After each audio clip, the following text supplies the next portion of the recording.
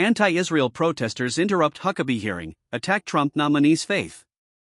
A series of boisterous protests broke out at the start of the Senate confirmation hearing for Mike Huckabee, the nominee to be U.S. ambassador to Israel.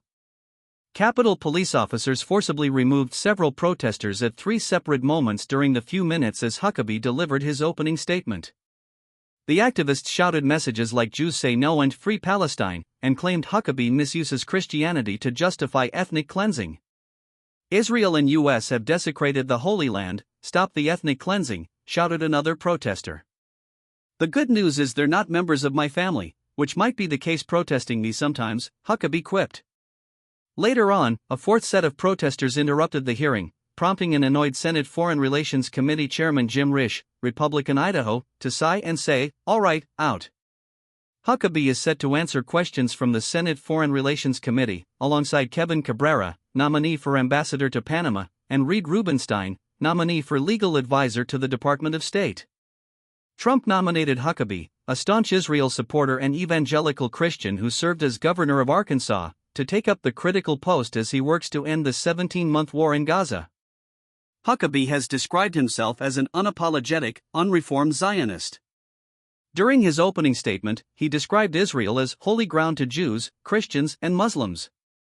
It comes as a ceasefire between Israel and Hamas fell apart last week and Israel renewed its bombing campaign after it said Hamas was unwilling to negotiate on the next phase of a deal.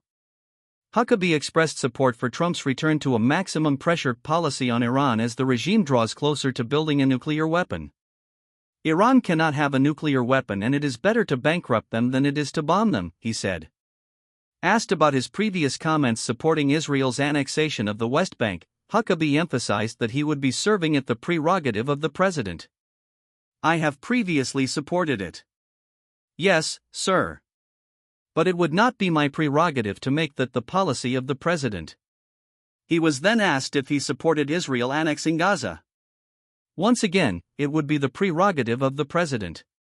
Senator Chris Van Hollen, Democrat Maryland, pressed Huckabee on whether he agreed with Israel withholding food aid to Gaza. "You don't believe in collective punishment, do you?" he asked. "I don't believe in collective punishment. If the Palestinians in Gaza have participated in the holding of hostages and in the torture," Huckabee said. "There are 2 million people there," Van Hollen interrupted. Finance Minister Smotrich suggested, and I'm quoting, "It might be justified and moral to starve 2 million Palestinians in Gaza as part of a strategy to free the hostages."